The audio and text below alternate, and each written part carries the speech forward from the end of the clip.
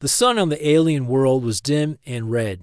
It hung low in the sky, casting long shadows across the strange stone structures.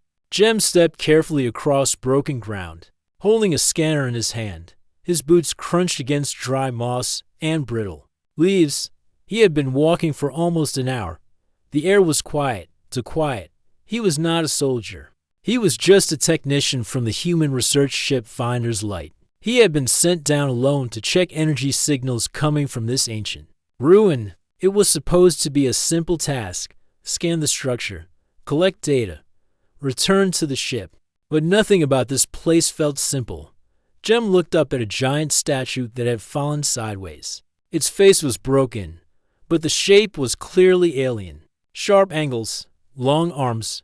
He reached out and touched the cold stone.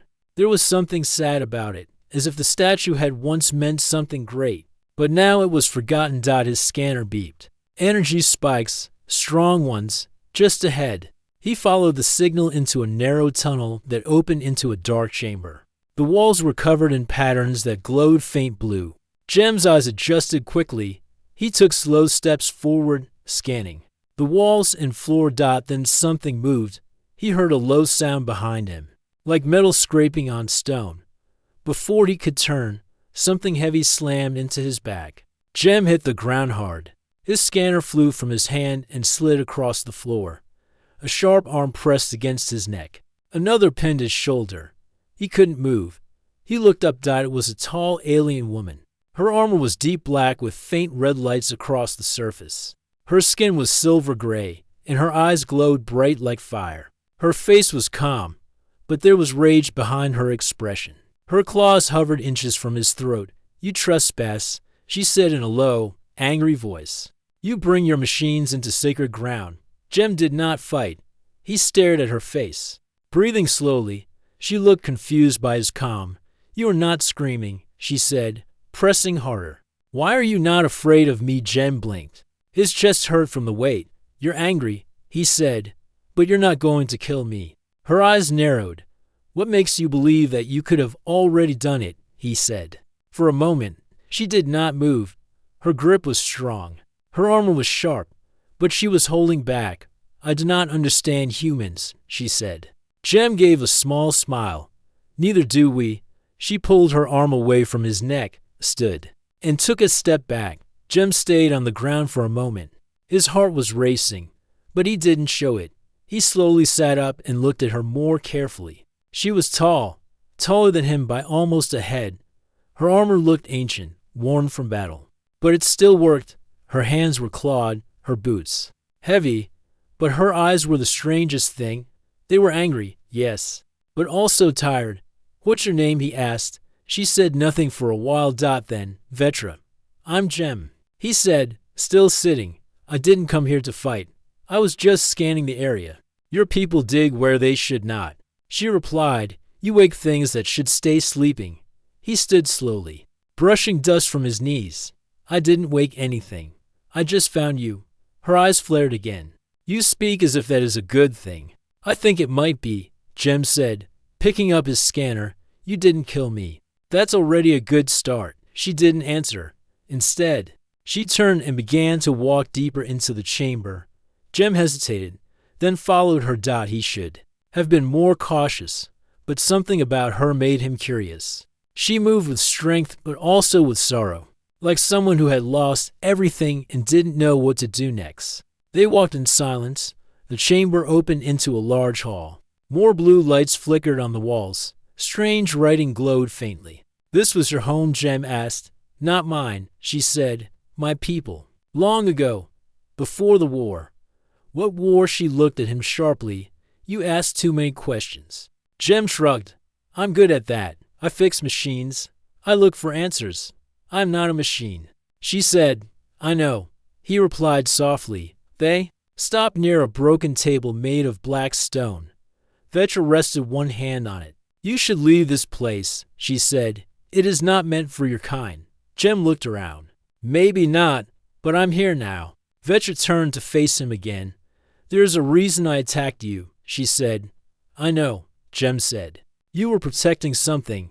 "Yes," she replied. "Memories, pain, and warnings. Jem looked into her eyes. I'm not here to steal anything, just to understand. Vetra watched him for a long time. Her claws curled and uncurled. You are strange, she said.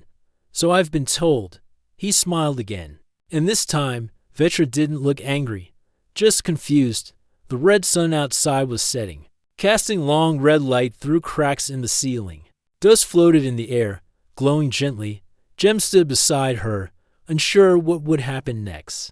But he was not afraid, and that seemed to bother her more than anything else. Vetra stood quietly near the stone table. Her claws rested on the surface while her glowing eyes stared at nothing. Jem could feel the silence growing thick around them. The air inside the ruins was still, but there was something heavy about it, something unspoken. Jem looked at her, then took a slow step forward. He stayed careful. He didn't want to startle her again. She had already shown what she could do in a fight, but she hadn't finished it. That mattered. You're still wondering why I'm not afraid, Jem said gently. Vetra turned her head. Just a little. I have met many enemies. She replied, all of them feared me. That fear kept them alive. It made them run. It made them weak. You do not run. You do not fear. You speak like we are the same. Jem shook his head. We're not the same. But we're not enemies either. She looked at him sharply. How? Can you say that you do not know me? You do not know what I've done. I don't need to, Jem said. You had every chance to end me earlier. You didn't. That tells me enough. Vetra's claws tapped once on the table. A soft click. Her eyes studied his face. She was used to battle. She was used to fear. Jem was different, and that unsettled her more than weapons ever could. Why are you here? She asked finally. I was sent to scan energy signals, Jem said. Holding up his device, the team picked up something from orbit. I landed here to check it out. We didn't know anyone was still alive down here. Vetra's expression changed. She didn't look angry now. She looked distant, tired. No one should be alive, she said. This place was lost during the fall. My people fought until the last breath. I thought I was the only one left. You might be, Jem said softly, but maybe you don't have to stay alone anymore. Vetra said nothing. The glow on the walls flickered like faint stars. She walked slowly round the table, then past him. Jem turned and followed, careful not to walk too close. She led him into another part of the ruins. This room was darker, smaller. There were broken pieces of armor and weapons lying on the ground. Some looked like hers, others didn't. This was a last stand, she said, voice low. My unit held this line for 3 days. The enemy never stopped. They sent machines, swarms. We killed many, but not enough. Jem crouched near one of the broken weapons. It had strange symbols along the side. He couldn't read them, but he knew what damage looked like. This weapon had been melted. Who were you fighting? They called themselves the Hollow, she answered, a race of shadows with no face. They wanted this world because of what was buried here. What's buried? She didn't answer right away. Then she said, knowledge, power. My people were guardians. We were not conquerors. But the Hollow do not care about reason. They only consume. Jem stood up again. Is the danger still here? No, she said, not now. But I do not know how long that will last. That is why I remain. To watch, to warn. You've been doing that alone? He asked. For many years. Jem nodded slowly. That's a heavy burden. I carry it because I must, Vetra said. No one else remains. He looked around the room. The silence here wasn't just empty, it was respectful, like a memory kept alive through quiet. You don't have to carry it alone anymore. Jem said again, we can help. You humans do not understand what lies beneath this planet, she said. You search for resources and signals. But some things should not be disturbed. We can learn to be careful. Jem replied, we're not all the same. Some of us listen. She turned toward him, eyes burning brighter. You listen. That is why I have not ended you. But others may not. What will you do when your leaders come with machines and greed? I'll speak for you, Jem said. I'll tell them what you told me, that this world is not dead, that it deserves respect. She took a step closer. Words are weak. Not always, Jem said calmly. Sometimes words are the only thing that change minds. Vetra stared at him. For a long time, her breathing was slow. Her claws flexed and relaxed again. You are strange, she repeated, but perhaps not useless. Jem smiled faintly. That's the nicest thing anyone said to me all week. Vetra turned away. You may stay, but if you cross the wrong line, I will not show mercy again. Fair enough, Jem said. They stood in the quiet room for a while. The walls whispered old energy. Somewhere in the distance, water dripped. Outside, the sky darkened as the red sun lowered. You need rest, Vetra said. There's a safe corner in the hall. No traps. I will keep watch. You trust me already, Jem asked. No, she said, but I trust myself to stop you if I must. Jem nodded. He found the corner she mentioned. He lay down on the smooth stone floor, using his pack as a pillow. He didn't know if he'd be able to sleep, but he felt safe enough to try. Vetra stood at the edge of the hall, her eyes glowing. In the dim light, she watched the entrance. She watched the shadows. She listened to the wind outside and the silence inside. For the first time in years, she wasn't completely alone, and that thought bothered her more than she expected. Jem woke up slowly. The light coming through the cracks in the ruins was soft and golden. He rubbed his eyes and sat up. His back ached a little from sleeping on the hard floor, but he was surprised that he had rested at all. He looked around. Vetra was still there. She stood near the entrance of the hall, silent and still, like a statue guarding something important. Her armor reflected the morning light. Her head turned slightly when she heard Jem move. You slept, she said without looking at him. I did, Jem replied, stretching his arms. Not bad for my first night in ancient ruins. Vetra didn't smile, but her tone softened. You were quiet. That helped. Jem stood and picked up his scanner. He checked its readings and frowned. Strange. The energy signals moved a little during the night. They're coming from deeper inside. Vetra turned around fully now. Then something woke up. Jem looked at her. Is it dangerous? Maybe, she said, or maybe it's just memory echo. Some of the old machines still hum in the dark. Can we go check it out? He asked. She studied him for a moment. You are curious like a child. I like answers, Jem said. They help me sleep better. Vetra said nothing more. She simply started walking toward one of the darker tunnels. Jem followed her, stepping carefully over cracked stones and fallen beams. The deeper they went, the colder the air became. The walls here were darker. Symbols carved into them glowed faintly, pulsing like a heartbeat. Jem ran his fingers across one. What does this writing say? He asked. It's not a word, Vetra replied. It's a memory. Our language holds thought, feeling, and time and shape. You do not read it. You feel it. Jem nodded slowly. Can you teach me? She looked at him with a raised brow. You want to learn the language of ghosts, not ghosts, Jem said. You're still here. They kept moving until they reached a door. It was wide and round, sealed shut with a smooth metal surface. Jem reached for it, but Vetra stopped him. Let me, she said. She pressed her hand against a circle on the wall. A soft hum answered. The door opened slowly with a deep sound. Inside was a chamber filled with strange machines. Most were broken. Some blinked with weak lights. At the far end was a console, shaped like a tree with thin silver roots spreading across the floor. Jem stepped in, amazed. This is beautiful. This was a core memory room, Vetra said. Walking ahead, it holds the last thoughts of my people. Each branch remembers a warrior, a builder, a child, a mother. Jem's voice became quiet. So this is what remains of your world. Yes, she said, touching the metal tree. And I am its last survivor. Jem walked beside her. He reached out and placed his hand near the glowing roots. A soft light floated up. A shape appeared. In the air, a woman in armor, different from Vetra, speaking in a deep voice. Jem couldn't understand her words, but the feeling was clear. Sadness, strength, farewell. She was a leader, Vetra said. She stayed behind to give us time to escape. But none of us made it, only me. Jem looked at her. How did you survive? I was trapped. She answered, the ceiling fell during the attack. I was buried under stone. The emergency field kept me alive. I woke years later, everything was gone. Jem didn't speak for a while. The silence was heavy again. He could see it in her eyes. The weight of being the only one left. The pain of memory. You waited here alone all that time, he asked. Yes, she said. No one came to help you. There was no one left to come. Jem looked at the machines around the room. He pulled out his tools and began to scan the systems. Maybe I can repair something here.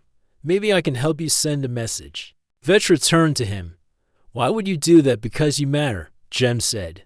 Because your people mattered. Vetra stared at him. Her face didn't change, but her eyes did. The fire in them dimmed slightly, less anger, more thought. I do not understand humans, she said again. Jem smiled a little. Most of us don't either. He found a panel on the side of the console. It was cracked, but not dead. He opened it and began working. Sparks flew once, but then the lights inside grew brighter. The tree-shaped console came alive. Glowing softly from root to tip, a soft tone filled the room. Then a voice spoke in Vetra's language. Vetra stepped forward, eyes wide. It was another message. A recording from someone long ago. She listened closely. Her face changed. What is it? Jem asked. It is a message from Commander Kareth, she said slowly. He survived the last battle. He tried to escape with a small group. He said they were heading toward the Stone Valley in the north. Jem leaned in. Do you think they made it? I do not know, she said. But it means I may not be the only one after all. Jem stood up straight. Then let's find out. Vetra looked at him again. This time, her eyes were not just watching. They were searching. You would come with me? She asked. Yes. Jem said, you don't have to look anymore by yourself. She walked to the center of the room and placed both hands on the tree console. The lights shifted, then dimmed. The recording ended. We leave at first light, she said. Jem nodded. I'll prepare supplies. As they turned to leave the memory room, the tree behind them pulsed one last time. A soft glow spread along the roots, like the system was awakening after a long sleep. Jem didn't look back, but Vetra did, and for the first time in many years, she felt something new: hope. The morning sky above the ruins was pale gray. Thin clouds moved slowly as the sun hid behind them. Jem and Vetra stood at the edge of the ancient city, where broken towers leaned like tired giants. The jungle beyond looked endless, thick with trees and soft mist. Jem adjusted the straps of his bag. How far is the Stone Valley? Vetra looked at the map built into her wrist console. 2 days on foot. The path is wild.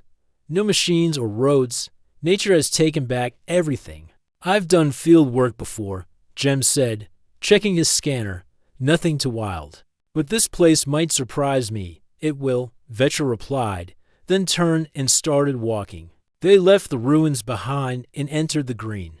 The plants were tall and strange, with wide leaves that hissed when touched. Insects buzzed in patterns that sounded almost like music. The trees had silver veins across their bark, and some glowed faintly when stepped on.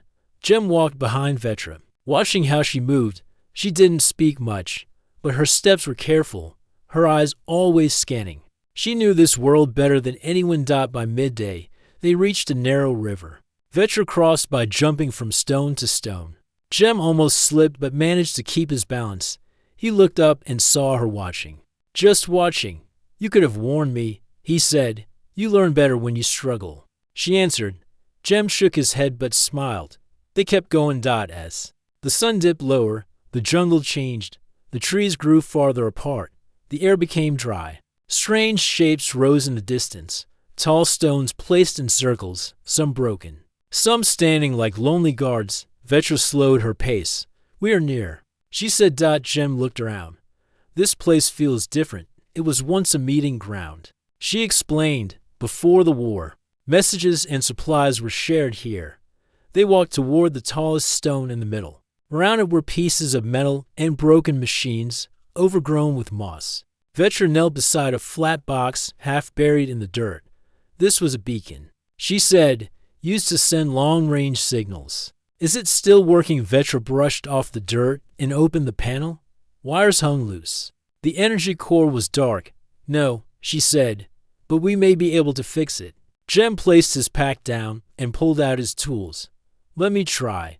He worked in silence. Vetra stood close, watching his hands. He moved fast, checking the power. Lines and data chips. Some were burnt, some were still good.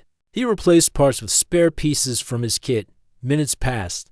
Then the core blinked once. A soft hum filled the air. It's waking up, Jem said, smiling. Vetra stepped back. The stone in the middle lit up slowly. Lines of blue light rose from the ground, forming a shape in the air. It was a map. Lines spread outward from their location, pointing to other places across the planet. One of the lines flashed red. What's that? Jem asked. Vetra's eyes locked onto the blinking red mark. That is a distress signal. Old, but still active. From your people maybe, she said, or from something left behind. Jem looked at her. Do we go there? Yes, she said without hesitation. We must know. They marked the signal's location. It was another half-day away, near a rocky hill covered in old statues. Vetra shut down the beacon after saving the data. Jem helped pack up the tools. As they walked again, the air felt heavier. The jungle was quiet, too quiet. Vetra noticed it first. Stop, she said. Jem froze. She crouched low, one hand on the ground. We're being watched. Jem scanned the area. I don't see anything. They hide in shadow, she said. Not animals. Not hollow. Something else. A soft clicking noise echoed from the trees. Then silence. Vetra stood slowly. Her eyes glowed brighter. She took out a blade from her side. Keep moving. Do not run. If something follows, I will deal with it. Jem nodded, heart beating faster. They walked through a narrow path where the trees pressed close. Branches scratched at their clothes. The sound came again, closer. Vetra turned and threw a small device into the brush. A flash of light burst out. Something screeched and ran. It was fast and low to the ground. Its body shimmered like glass. Then it vanished again. What was that? Jem asked. Ghost beast, Vetra said, left over from old battles. Hard to see. Very fast. Can it follow us? It will try. But it won't like fire. She handed Jem a small flare. If I say light it, do it fast.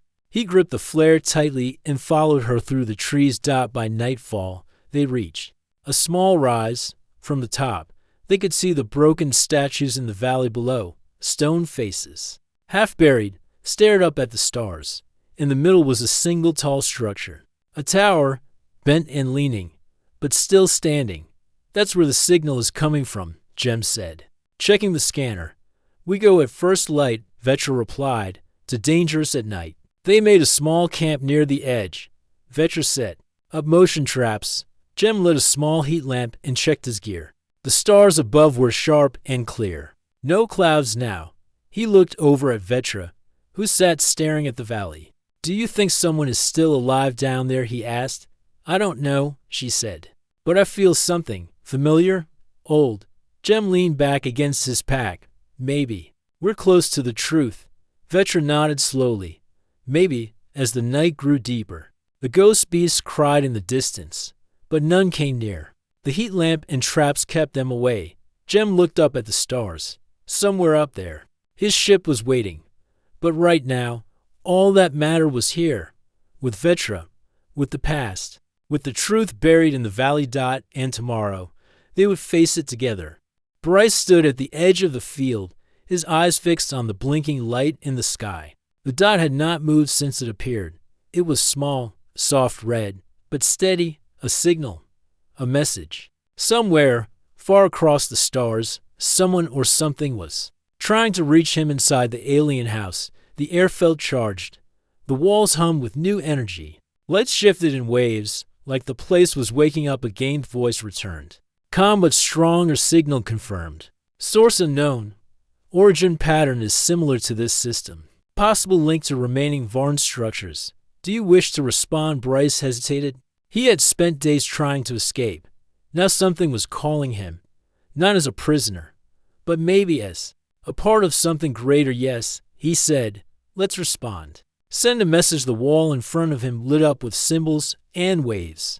A soft pulse of light moved from his hand into the wall. As he pressed against it, the house translated his signal into light and sound. Simple. A distinct response came 1 minute later. It was not words. It was not sound. It was an image, a picture of a dark valley, a glowing tower in the center. Round it were stone shapes like guardians. Beneath the tower, a doorway half buried in the ground. Bryce blinked. Where is that place? The voice answered. Planet. Surface, 180 kilometers north. Coordinates received. Travel is possible. Terrain unstable. Conditions, low wind, minimal danger. A route can be prepared. You want me to go there? Yes. The source may hold memories. It may be a lost vault, or it may be someone. Bryce felt a cold rush through his chest. He had been alone here for days. Now there was a chance, just a small one, that he wasn't the only one left. Grabbed his pack. Inside were food cubes, water pouches, a light tool, a scanner, and the small glowing rod he had once tried to use to open the door. Now it would be his guide if house opened a door on the far wall, one he had never seen before. It led to a small room with a chair in the center. Round it were smooth windows and panels. Is this a vehicle? He asked. Yes, a land travel unit. You may enter. Bryce stepped inside. The chair was warm and soft as soon as he sat. The wall in front of him came to life. A path appeared. A map formed. A small line traced through mountains, rivers, and strange forests. It ended at the tower. From the image. Ready when you are, the voice said. Bryce nodded. Let's go. The room shook gently. Then it began to move forward, smooth, quiet, and fast. Outside, he watched the red sky pass by. The land was wide and silent. Giant stones stood in the distance. Floating hills moved slowly like drifting clouds. Silver plants bent in the wind. It was beautiful and strange. It traveled for hours, watching the sky change as the two suns shifted. Finally, the land car slowed, approaching signal source. The voice said. Vehicle stopped on a hill overlooking the valley below. The same tower stood tall, leaning slightly, covered in vines. The ground around it was dry and cracked. Broken machines lay nearby. The door beneath the tower was open just enough for a person to pass through. Bryce stepped out of the vehicle. The wind was cool. The place was quiet. Too quiet. Moved down the hill, slowly, carefully. When he reached the door, he placed his hand on the edge. It was cold, but smooth. The old metal felt alive with energy. It took a breath and stepped inside. The tunnel was dark, but his light tool lit the path.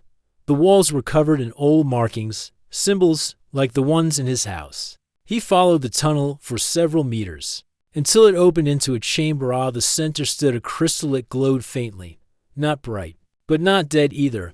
It pulsed slowly, like a heartbeat. By his side it sat a figure. Bryce stopped it. It was not human. Thin, with smooth gray skin and long arms.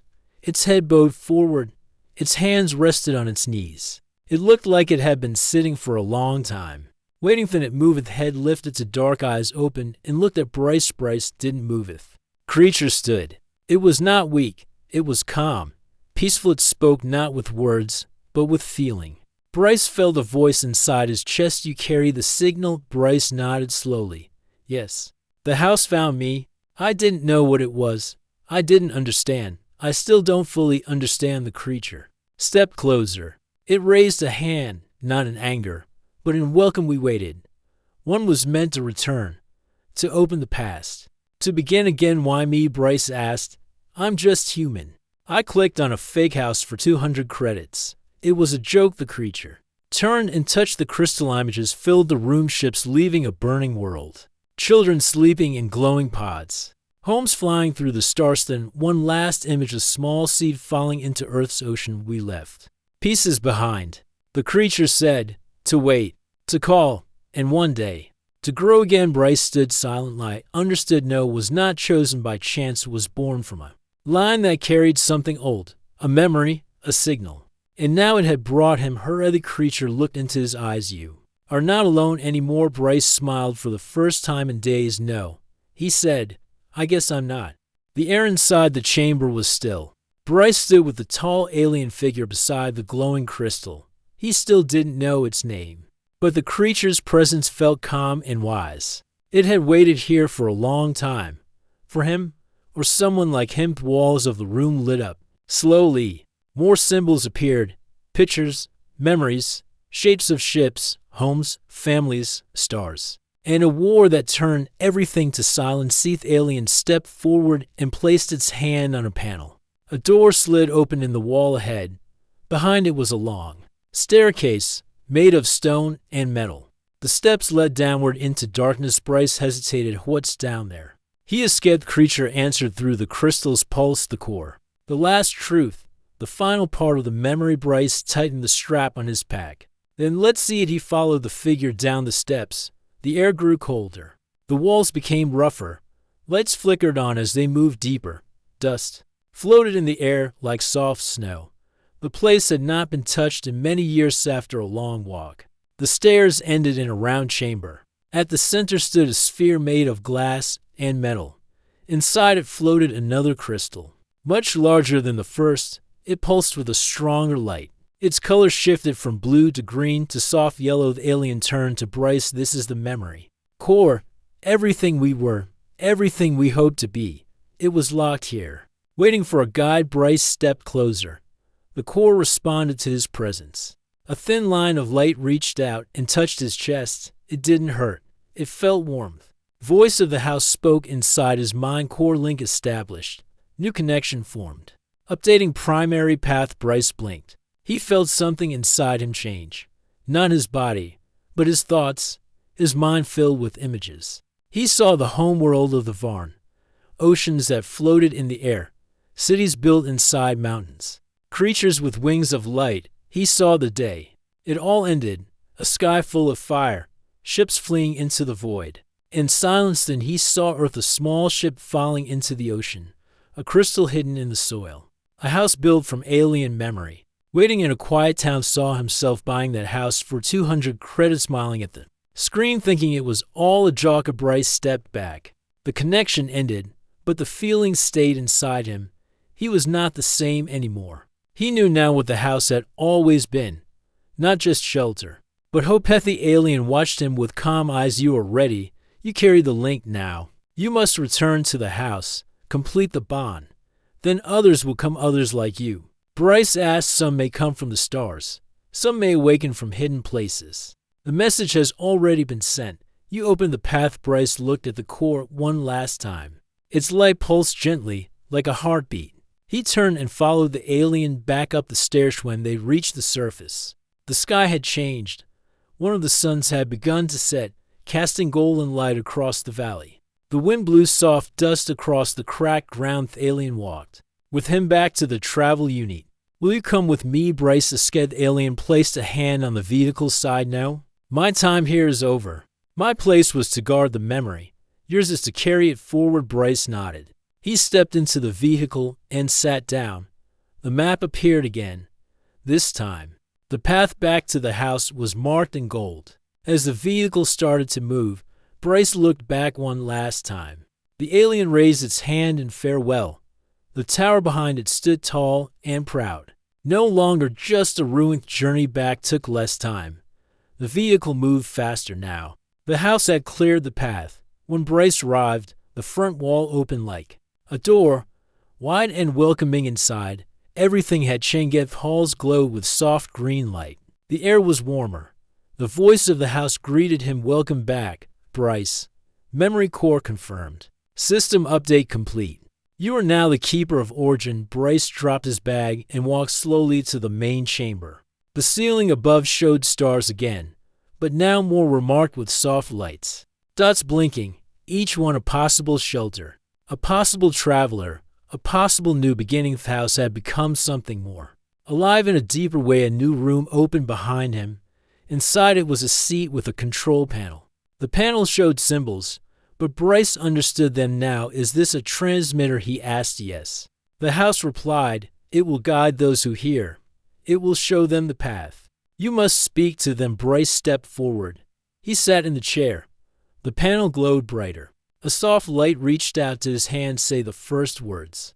The house sage took a breath and he spoke. This is Bryce. I found a house that was not just a house. If you're hearing this, you're not alone. The stars are wide, but something waits inside them, something lost, something ready to grow again. Come home, the signal left the house and shot into the sky. The stars blinked. The house pulsed with life. Fiend Bryce sat quietly, knowing the silence would not last. Others would hear it. They would come. The sky above the house changed color as the second sun began to rise. A soft orange glow fell across the desert land. The wind carried warm air that passed through the open walls of the house. Bryce stood near the edge of the platform, looking out at the new world. The cracked moon still floated high, but now it looked less lonely. The house behind him pulsed with soft blue and green lights. It felt like the house was breathing with him. It had been days since Bryce sent the signal. He waited each morning, hoping to see a sign. The house told him that many systems had received the message.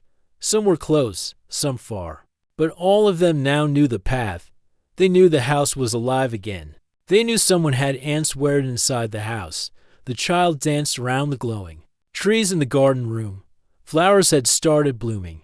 They were soft silver and smelled like fresh rain.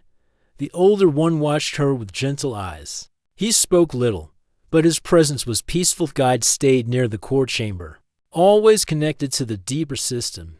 It was no longer quiet. It responded when needed. It kept everything stable. Bryce had changed to his thoughts were clearer. The strange language of the walls now made sense. He could feel when the house needed something. He could understand its silence. He was no longer a visitor. He was part of the home. One morning, as Bryce walked along the outer wall, the voice spoke again. A ship is near. First contact is expected in 1 hour. Prepare to receive. Bryce Frazette looked up at the sky. It looked normal. Then a single dot appeared, moving slowly across the horizon. It grew brighter. Then it curved downward. Others came to join him. The child held his hand. The older one stood beside him. The guide said nothing, but its body shifted, ready for change. The dot became a shape, a small ship, round with 4 landing arms. It moved with slow grace. It made no sound. The air around it shimmered. The ship landed outside the house. The dust rose, then settled. The door on the ship opened and Bryce took a step forward. A figure stepped out, tall, wrapped in soft dark cloth, its face hidden behind a smooth mask. It stood still for a moment, then walked toward them. The house whispered inside Bryce's mind. Genetic match confirmed. Signal accepted.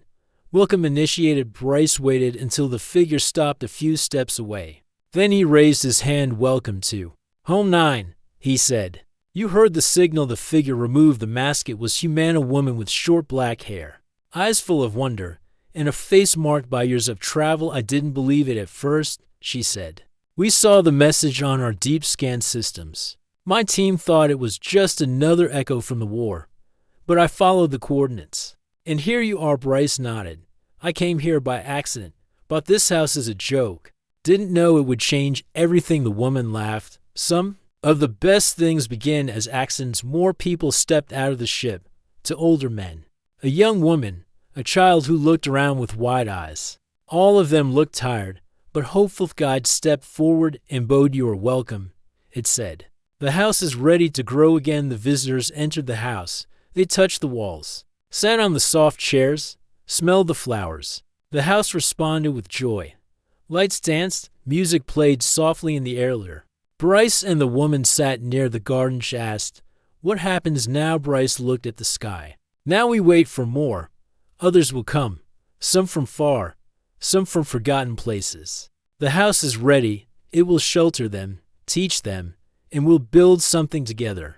Not like the past, something better. The woman smiled. I never thought I'd see something like this, a living house, a place that remembers. It's beautiful. Bryce looked around. The soft lights, the blooming trees, the people talking and laughing again, the quiet joy in the air. Said, I thought I was trapped when I got here. Now I know I was saved. As the sun began to set, more signals arrived. The house picked up 3 more ships entering orbit. A new cycle had begun, one that would grow with time. That night, the stars above looked different, not because they had changed, but because Bryce was no longer a man who bought a house for 200 credits as a jockey, was now a guide, a keeper, a builder of something old and new. The house had chosen Hyman. He had chosen to stay the house pulsed with life. Fiend Bryce sat quietly, knowing the silence would not last, others would. Here and they would come,